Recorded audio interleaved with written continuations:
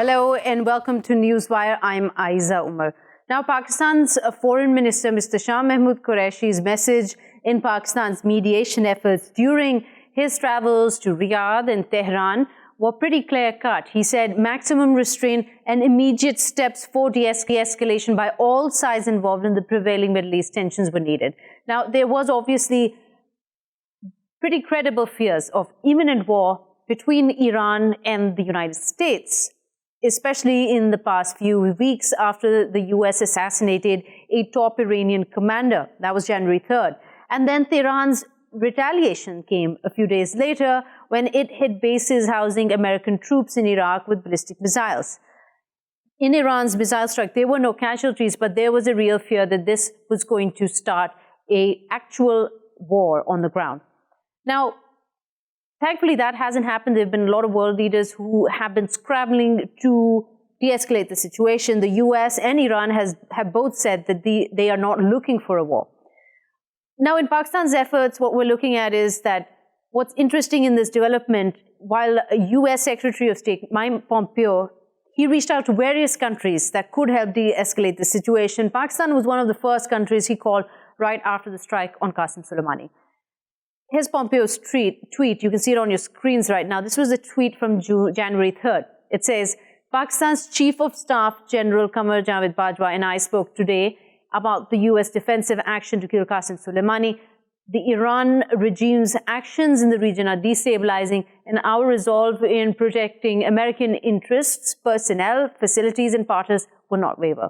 Later, US Secretary of Defense Mark Esper also discussed the crisis with Pakistan's army chief. And since then, Pakistan's efforts have been to pursue diplomacy for de-escalation, to tone down the inflammatory rhetoric that has been going on between US and Iran.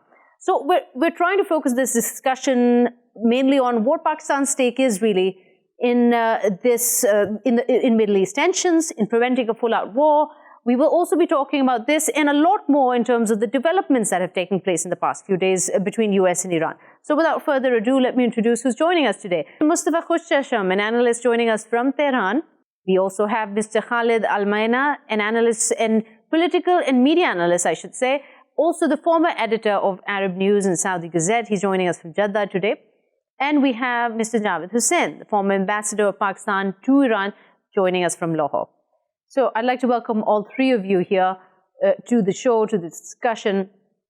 Now, the Foreign Minister Qureshi's meeting has, of course, taken place in Riyadh as well as Tehran. But coming to you, Mr. Khaled Almaeena, to begin this discussion, we obviously know that when he met with the Saudi Foreign Minister, His Highness Prince Faisal bin Farhan Al Saud in Riyadh, it was, of course, about de-escalation, of course, about bilateral matters. But what for you are the key takeaways from this meeting? The Pakistani foreign minister would have apprised the Saudi foreign minister on the meeting that took place in Tehran and relate to him some of the information from there. At the same time, taking from the Saudi side what our fears and perceptions of the whole situation is. So I'm sure it was a frank meeting, but we hope to know what will happen after the meeting. Right, but do you have any speculation, any idea that what could he be conveying after having met having stopped over in Tehran and then gone forward to Riyadh? It's a bit difficult because even while they talk about this, the other player, the other elephant in the room, as they say, the United States. So now both the United States and Iran are at loggerheads. While if one as a neutral political analyst would just try to see what are the fears these two have.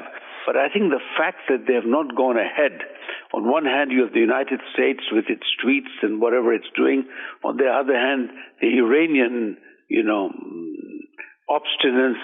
I mean, it adds to all this, and I'm being very frank. I'm not talking as a Saudi, but talking as an observer, that there has to be some giveaway. Jingoism and saber rattling and all that nonsense will not get anyone anywhere. Now, on the other hand, you read in the reports that the Arab side or some of the Saudis wanted a hit on Iran. Nonsense. We do not want war because a war will affect everyone. Remember that Dubai is itself so close to Iran. Any attack, any rocket that falls on any of the Gulf states will cause a great panic. And again, more than panic, we do not want people to die. No, that's completely understandable. But let's not forget that in the past few months, as tensions were on the rise between US and Iran, following, of course, like you mentioned, saber rattling, a lot of it been going on between the US and Iran. But there were concerns when oil fields in Saudi Arabia were attacked. The blame was being put on Iran there. I mean, Saudi Arabia never once came out and said that, no, they're not behind this, or that we don't have enough evidence and we can't point towards them. I mean, the indication was pretty strong. The animosity was very strong. No, I agree. There is animosity because you hit the jugular of the Saudi side. You know, I mean, if the Iranians and all people would come and use third party, use the Swiss, use anyone, and say enough is enough.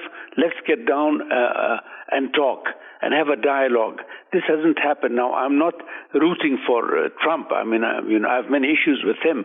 But when he said that he's willing to do, I think Trump would love to do a North Korea thing with Iran.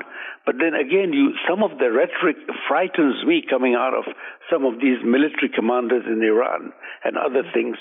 So this also causes a lot of problems when you say we own 4 Arab capitals, we do this, we do that.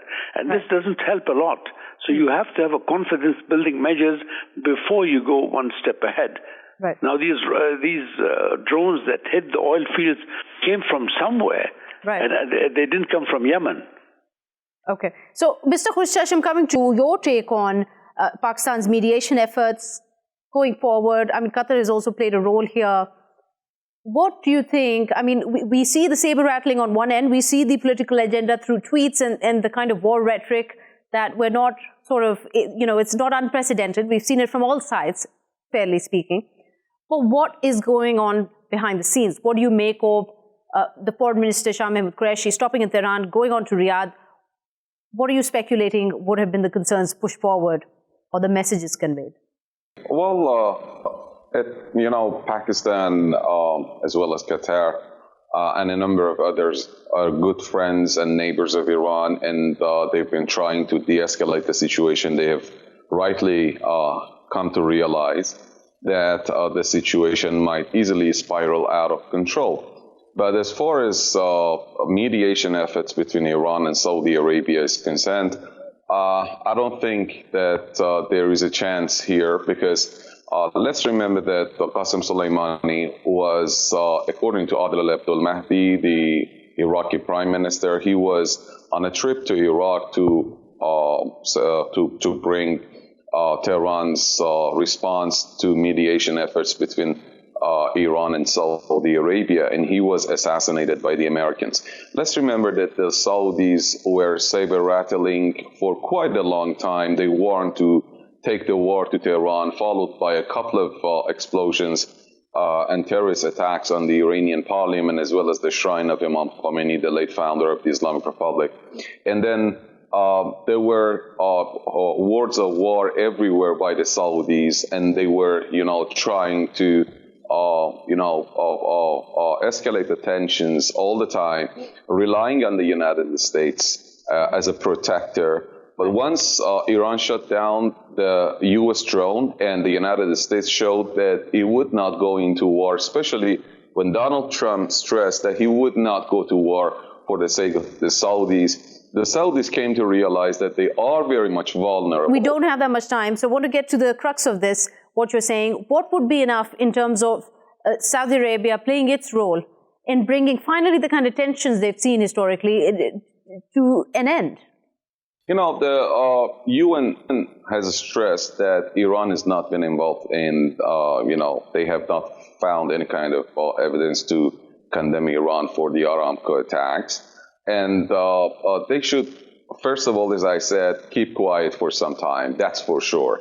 Second of all, they should prove that they want peace, not only just de-escalation, because they know they are defenseless, because they know that the United States is not going to protect them. So they want a little bit de-escalation in order to avoid the repercussions and costs, for sure. But still, they want to continue animosities in different ways in Iraq, Lebanon, and elsewhere. They are funding opposition groups, and they want people out in order to condemn Iran. They have been doing lots of things. They are the prime suspect in the arson attack on Iranian consulates in Karbala and elsewhere. Right. What matters here is that they should stop hostilities and keep independent foreign policy, independent from... I don't want this debate to spiral into this context alone, but I'll quickly just add here, Iran has been equally blamed for those proxy wars in the same countries. But coming to you, Mr. Khaled Almaeena, would you like to respond to how Mr. Khoshcheshm is seeing that Saudi Arabia needs to do more, be independent of the US in terms of how it's going to take its foreign policy forward? When people discuss about independence or no independence, but what I would say that how can you be quiet when you see things going around? Now, there is no animosity, people versus people, but there are the statements that come out of Tehran and other people that we control so and so do, give a sense of alarm to people around here. The way you see the arrogant statements coming out. Now, I don't know how we can keep quiet about that. The second thing is that let me assure you that nobody in the Gulf headed by Saudi Arabia want war of any kind, because it's disastrous. And to say that they cannot defend themselves is another erroneous statement.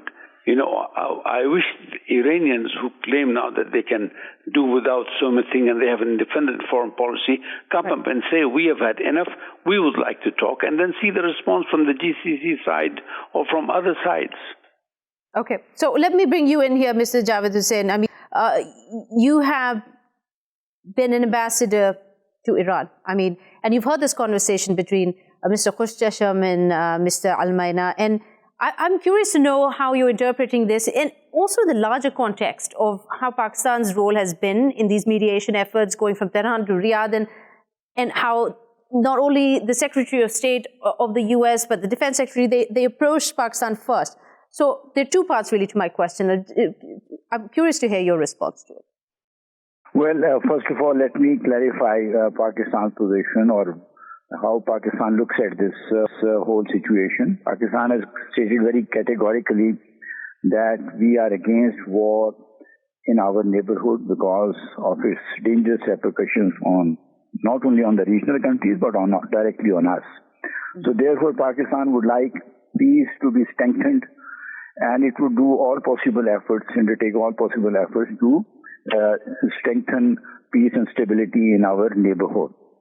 Secondly, Pakistan has very clearly stated that it would not allow its territory to be used for any act of aggression against any neighboring country. That is the second point.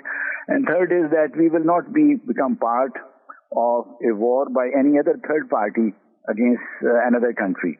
So our effort, our approach is very sensible, very reasonable, that we would like to... Sorry, Ambassador, I'm going to interrupt here. Also, aren't there concerns that the Army Chief of Pakistan have conveyed that they want to keep this situation in Iran from affecting negatively the Afghan peace process? Yes, of course. You see, when I'm saying that we want peace not only in the Gulf area, but also in Afghanistan. Right. So anything that is going to disturb the peace process in Afghanistan will not be something that we could possibly support. And we feel also that if we want to strengthen the peace process or the peace and stability in the Gulf region, then it is imperative that both, especially the most important two countries are Iran and Saudi Arabia, and both of them need to, at some time, as early as possible, resume or initiate a process of dialogue, because what I see is that there are a lot of misunderstandings between the two countries.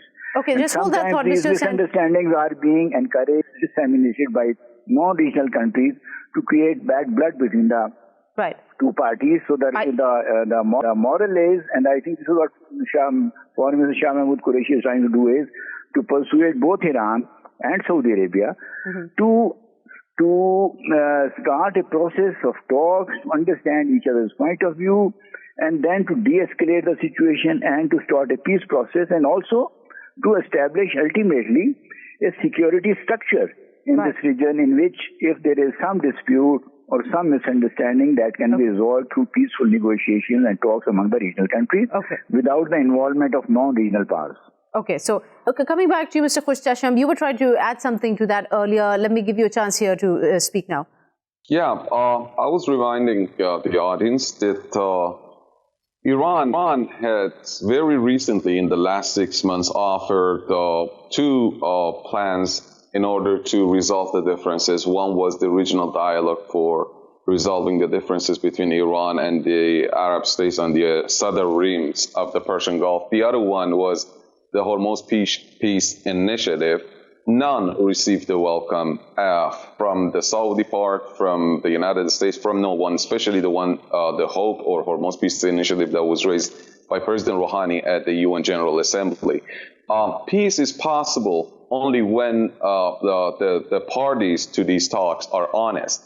A country that has been helping the United States impose sanctions, crude sanctions against Iran by providing excess production, or a country that is the home to the United States bases where their drones and their bombers are taking off from their airports, they cannot claim any kind of peace with Iran as long as they are helping the United States in military terms, in economic terms, or the UAE that has been helping Donald Trump with foreign currency meddling in Iranian foreign currency markets. They have been playing an outstanding role along with the Saudis in order to, create chaos in the Iranian foreign currency market.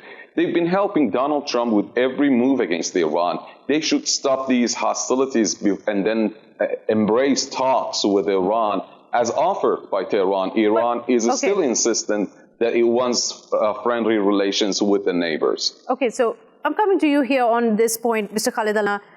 Putting aside, do you think it's even possible to put away all that bad blood for decades that have existed, the misinformation, the misinterpretations, or even the actual facts, to put it aside? Because one thing that is common throughout this conversation is the US's take on it, and the stake in it as well. Is it possible, do you think, for Saudi Arabia and Iran to take this as an opportunity to put the US outside of this roundtable negotiation and just mend fences between each other on their own? And I think it's possible because let's remember that all, even policymakers know Iran is a neighbor. It is across the Gulf. It is there to stay. It's not going to go that we continue to this. But at the same time, there should be confidence-building measures by all. I mean, some of the statements even frighten the liberals in the Arab world. So it's important. They may be having their own points, but if they don't come up and sit together, you see, because you never know what the Americans will do. The Americans can turn around and go here and there. So I would think, yes, the countries of the region should get together. Right. But at the same time, Iran not the countries of the region, just Saudi Arabia and Iran. But do you think, now you said, yes, there's a possibility, but is it in the interest of the leaders, the rulers of Saudi Arabia to take that kind of a step? It's in the interest of all. It's in the interest of Saudi Arabia, yes, because those who rule and govern Saudi Arabia would want a peaceful, progressive, structured, economically advanced country. We cannot have this while all these tensions are going around in Yemen and other parts. You know, good politics makes good economics. Right. So let me be very frank for you. A peaceful era would be beneficial to all. Okay, Mr. Husain, now, do you have a sense that while Pakistan, as you mentioned, has clear-cut motives in pushing this diplomacy, in de-escalation, for mediating, but do you have concerns that it might be facing pressure from some of its allies when trying to negotiate peace in the area? Because it was not very long ago, just less than a month, where Pakistan was in a situation where it had to opt out of a certain summit with other Muslim leaders because of concerns expressed from one of its Middle Eastern allies. First of all, the second point, Pakistan opted out of that Kuala Lumpur summit because we got the impression that going ahead with that summit and our participation, instead of strengthening the unity of the Islamic world or Islamic Ummah, would have a negative repercussion. So we decided that we would play a role behind the scenes to bring the Muslim countries together rather than act in a way in which there may be divisive kind of repercussions.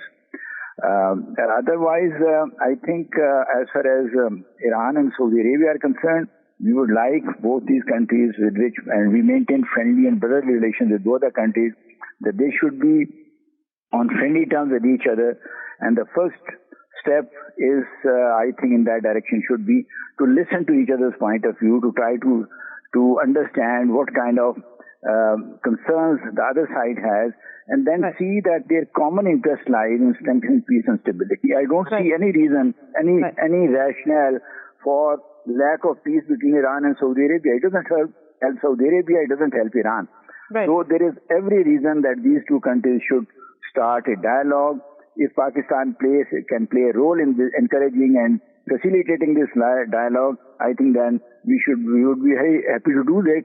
And I think Foreign Minister Shah Mahmood Qureshi is trying to do that precisely right now. Okay. Well, what's one last, and very quickly, if I could get Mr. Husain your answer on this. Is Washington seeing Pakistan's role in its security sort of, interests in the region increase as a result of how US-Iran tensions have developed? Yes, of course, Pakistan is playing a very important role, and I think it is a matter to which Washington attaches importance. And I don't think our relationship with or friendship with the U.S. should play or can have any negative repercussions on our desire or on our efforts to play a mediatory or conciliatory role between Iran and Saudi Arabia. Okay. This is Javid Husain joining us there, former ambassador to Iran from Pakistan. Thank you so much. Coming back to you, Mr. Khoshcheshm, let's talk a little quickly also about the situation as it's evolving within Iran itself. The people are still out on the streets. There are protests going on. There have been quite a few who have been arrested, news reports coming in, or filmmakers being arrested. Those who have been showing anger towards the government for the way they have handled the Ukrainian plane that was downed accidentally by a missile. We just saw President Hassan Rouhani come out and give a statement on the state television talking about that certain arrests have taken place regarding those who were responsible for the assessment that went wrong in taking down a passenger jet. What is your take on how Iran is going to be handling not only the kind of inner turmoil that's been seeing for quite a few months, and also at the same time trying to deal with de-escalation with regional players all trying to do their part at this time? Well, let's remember that people that were out in the last 2 nights, there were no more than a few thousand, basically in Tehran. I remember quite well that our information showed that they started with a few hundreds and they finished up with a few thousand. Around 6,000 people were out in the street. A week earlier, there were millions out in the funeral procession of Qasem Soleimani, not just in Tehran, but also in Kerman, in Khuzestan, in Mashhad, everywhere people were out.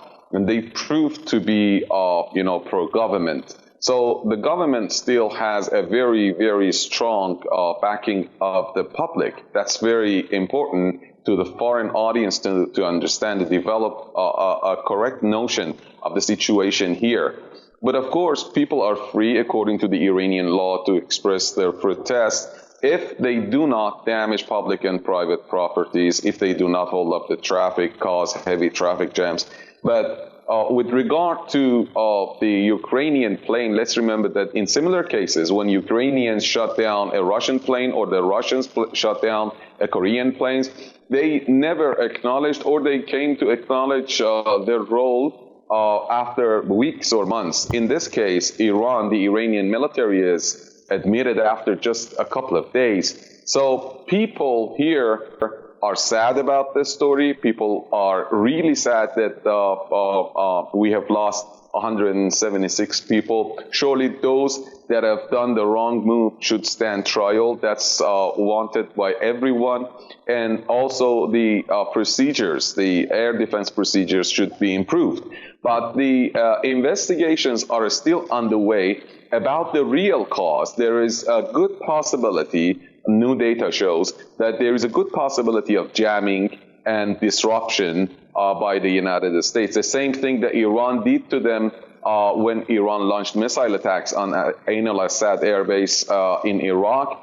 Iran launched electronic warfare. They did the same to Iran, apparently, to the Iranian defense system. But of course, there needs to be further investigations. A New York Times report now says that a video actually coming out from the West shows that the transponder of the Ukrainian plane has gone off 15 minutes earlier before it was struck. So there needs to be more and more investigation. More investigation. Meanwhile, Iran's judiciary spokesperson has come out and announced today that there have been arrests related to those who were being held responsible for why this accident occurred. But let me welcome another voice here. We have with us Ms. Zohreh Kharazmi, an assistant professor, University of Tehran, joining us from Tehran today. We were just speaking to Mr. Khoshcheshm here from Tehran also about the kind of numbers in the kind of protests that are still going on in Tehran. Give us an idea of whether these protesters, in their numbers being debatably in the hundreds or in thousands, are a part of a bigger movement here that has been very upset with the regime, Iranian regime. Yes, actually, there was some protest, particularly considering the fact that for 2-3 days, this assumption that maybe there was a rocket hitting was rejected and it was affirmed. So some people felt more sorrow to hear about it. But the fact is that there were very few people considering and comparing them with millions of people who still praise the IRGC's response and actually firm response of self-protection against the Americans, and also 40 years after protecting the country and making it safe compared with all others that are living in conflict. And so we know that this was IRGC that if not for that, actually the black flag of ISIS was now flying over the region. So it was a mistake done, and even today this theory is very much reinforced that it was also a kind of cyber attack by Americans. So maybe it was not as actually a kind of mistake itself, and it was just at the middle of the conflict, and the defense part here was at the highest levels of state of readiness, and it was something possible. And I think according to many experts, it was unintentional, but also something that can be done, and there are some similar cases like that internationally. So if it was, I think really Americans should be blamed for that, because they were making this conflict over, and these were the people who murdered the senior Iranian official in a foreign country. If it was an American, maybe a kind of World War III was beginning. Coming back to you, Mr. Khoshcheshm, besides what is unfolding within Iran itself, and that front is being taken care by the government, but also in terms of regional players trying to bring de-escalation between US and Iran, where does China and Russia stand at this point in trying to provide a feasible means of bringing both the countries to the table? Well, the Russians and the Chinese have been doing their best in order to keep the JCPOA alive. Unfortunately, the United States and its Western allies have decided to ruin everything. Just today, they started the trigger mechanism. Actually, they are going to announce it today in order to, bury the JCPOA finally after 2 months, 2 months later from now.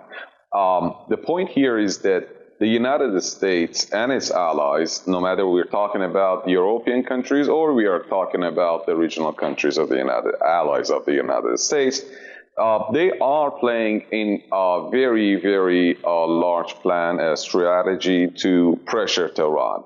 Even the unrests in Tehran are pretty much seen by many to be somehow related to the foreign pressures, to Donald Trump's pressures against Tehran. Let's remember that one of the pictures that went viral was a guy that was, disrespecting Qasem Soleimani's banners and in the city.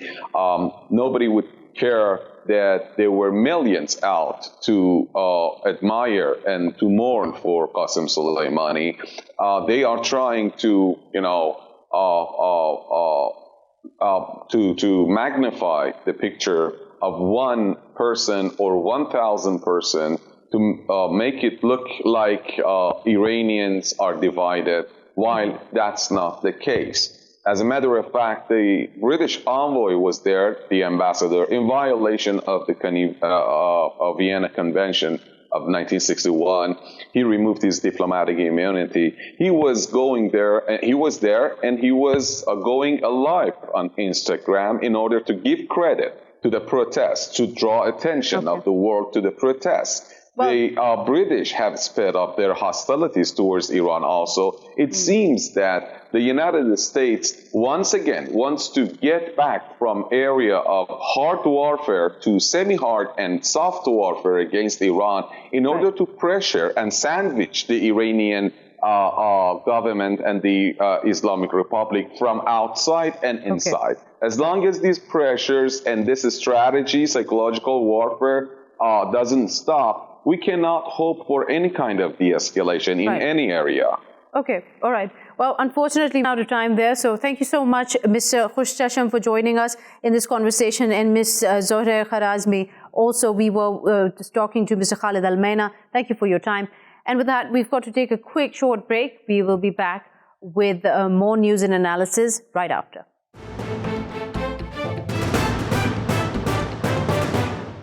Welcome back. You're watching Newswire. We'll be talking about Libya as the situation has been developing. We saw that there were talks in Russia that were aimed at an agreement to be achieved between the two warring factions in Libya. And this agreement was to be an unconditional, open-ended ceasefire. But that has failed miserably.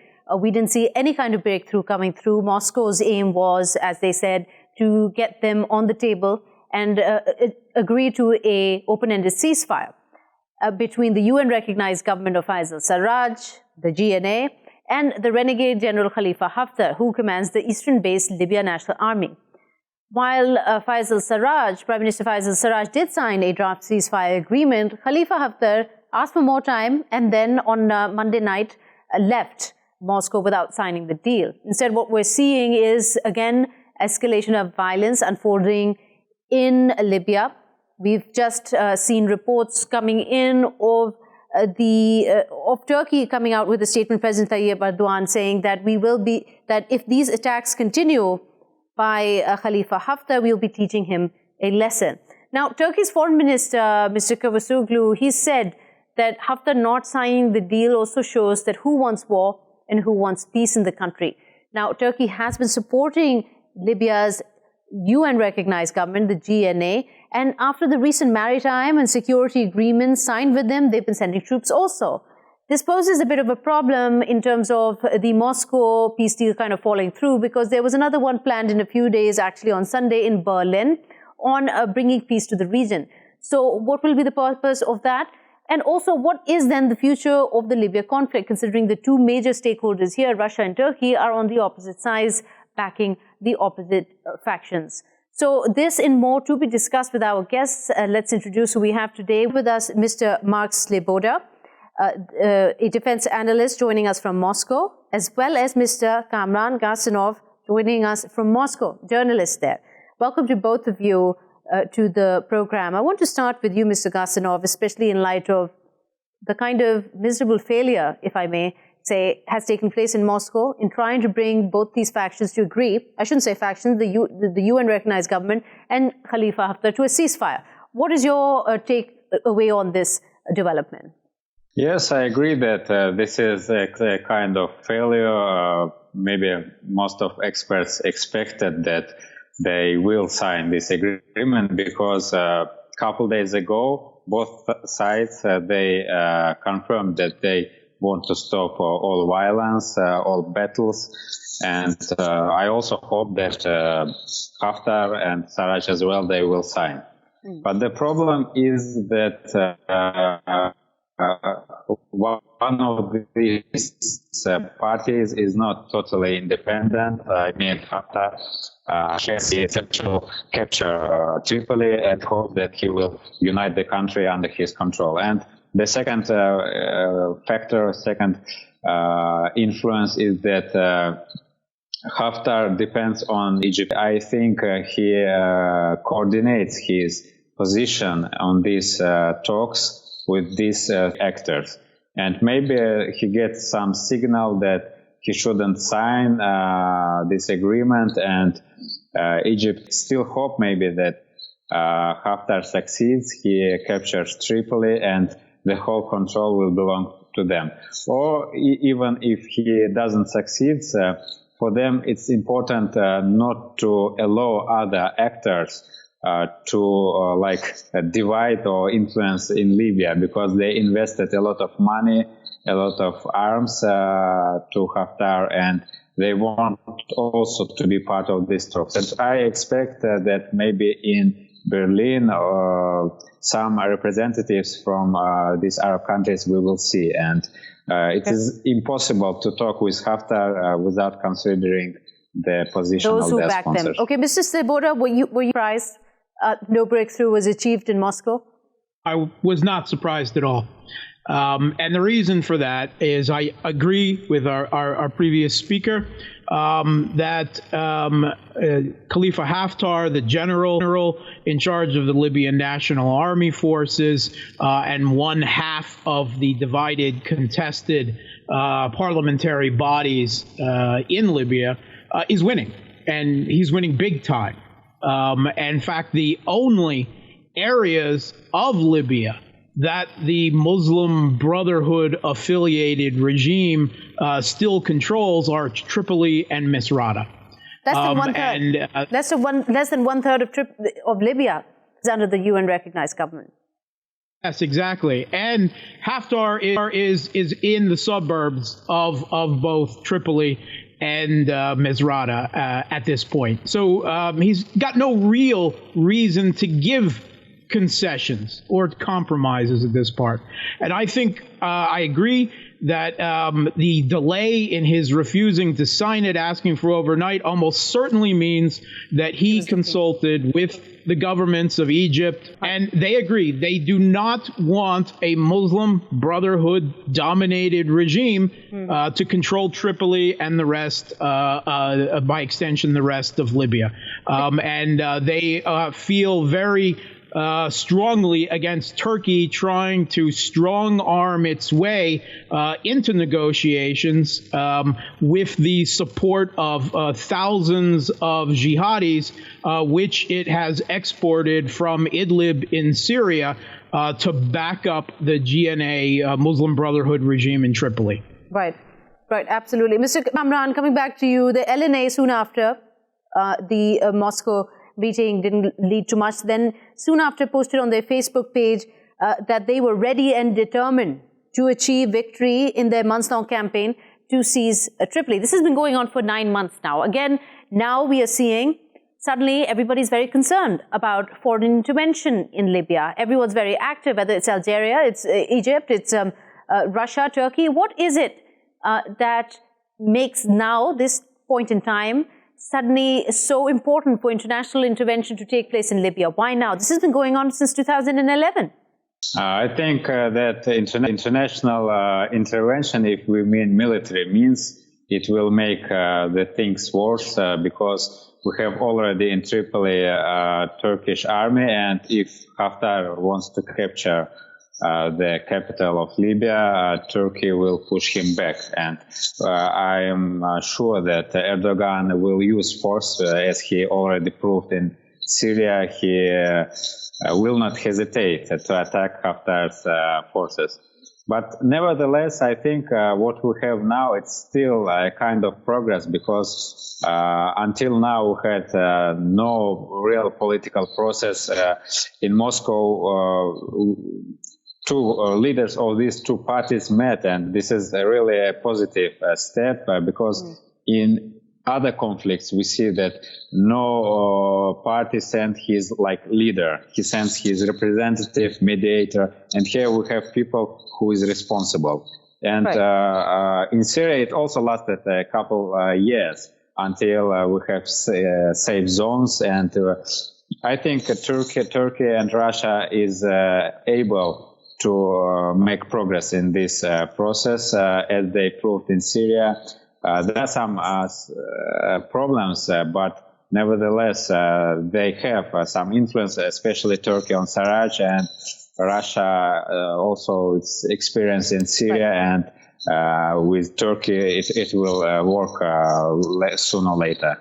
Right, but Mr. Sleboda, the fact it took place in Moscow to begin with, considering that even though officially Moscow's line is that we don't have any kind of military stake or we don't back Khalifa Haftar, but the understanding really is whether it's the kind of footprint that mercenaries have, connected to the Kremlin have made behind Khalifa Haftar or otherwise. I mean, was this process doomed to begin with? I don't know if it was necessarily doomed to begin with. Again, a lot of it depends on Haftar's other support. And I think that Moscow has less leverage over him, despite the presence of Russian security contractors of Wagner with Haftar's forces doing training, bodyguard security, and other roles. I think it is Egypt, the UAE, and Saudi Arabia that have made the decision that the terms of the ceasefire and the direction of any type of political agreement that would result from it are not acceptable to them. Okay. I think there's every reason for them to believe that they can win. The Erdogan regime has less than some 36 of its own forces on the ground in Tripoli, and they are not a large amphibious naval country that can provide large numbers of Turkish troops to support the regime in Tripoli, especially when it's already essentially surrounded at this point. They've managed to get, again, from several hundred to a few thousand jihadists in there, but that alone is not going to be enough. And ultimately, Egypt is the stronghold here. Egypt has escalation superiority over Turkey because they have a long land border with Libya. And if Turkey moves to put larger number of troops or its proxies in Tripoli in support of the regime there, then there's a very real possibility of an actual armed conflict between Egypt and Turkey breaking out. And that is one that Erdogan's ego and his neo-Ottoman pretensions, referring to him having to save some Turkmen affiliated ethnic minority in Misrata. This is the type of language he's used to justify his support of the Muslim Brotherhood in Tripoli. He's writing, his ego is writing checks that his military capabilities can't support at this point. Okay, so there are other regional players here also, Mr. Kamran. Algeria has been very active all of a sudden. We've seen visits of not only Prime Minister Siraj to Algiers, but also the Foreign Affairs Minister of Foreign Affairs of Turkey also visited earlier this month. This is obviously not an accidental meeting, that both of them were there at the same time. These kind of diplomatic moves that Algerian president is making, how do you see this resolving the conflict in Libya?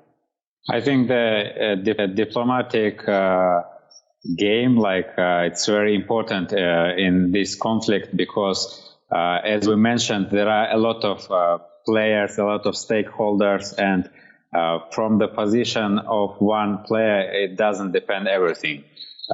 We should get support from France, also from Italy, because the Tripoli government is recognized by all the countries. This is UN supported, UN recognized government, and I think European countries should also play a great role.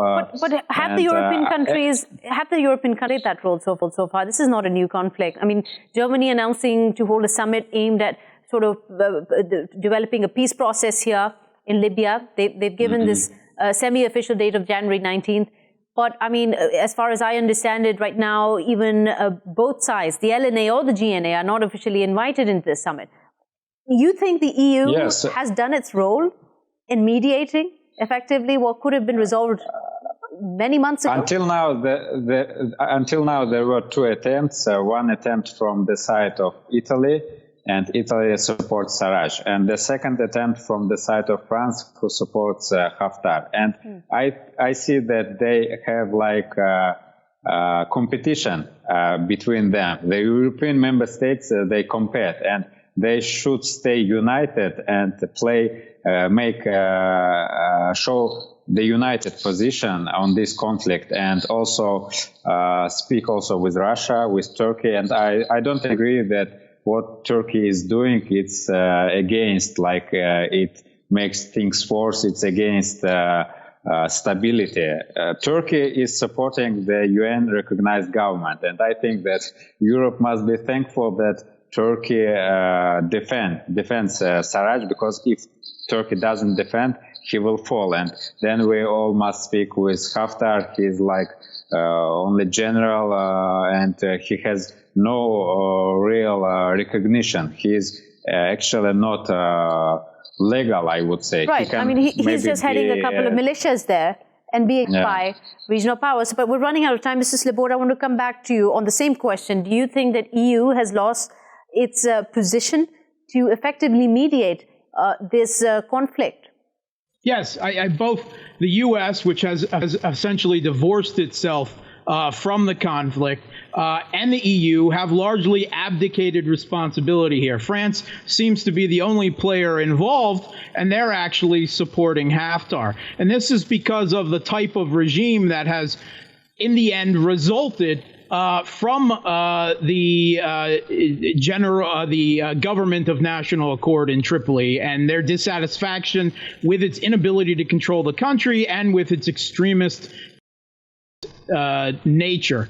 And at this point, Haftar controls all of the oil in Libya, and that is what the EU is ultimately really concerned in Libya about, is the energy resources. So it's him that they're starting to gravitate to look to. And it's quite obvious that despite the overthrow of the UN-recognized then UN-recognized government in Libya in 2011 by the U.S. and the EU, they never heard of the phrase, you broke it, you bought it, because they've abdicated responsibility, and it's Egypt and Russia and Turkey that have stepped into the power vacuum. All right. Mr. Mark Sleboda, Mr. Kamran, thank you so much for joining us here on this conversation of Newswire.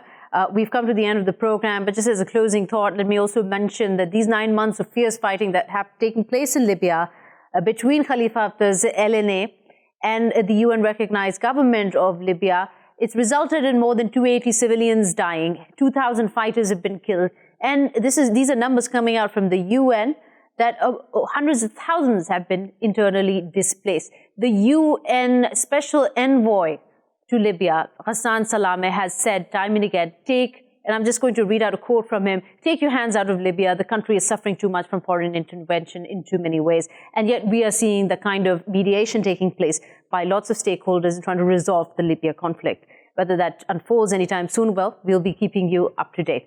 But we've run out of time now. We'll see you tomorrow with a new show of Newswire. Till then, goodbye.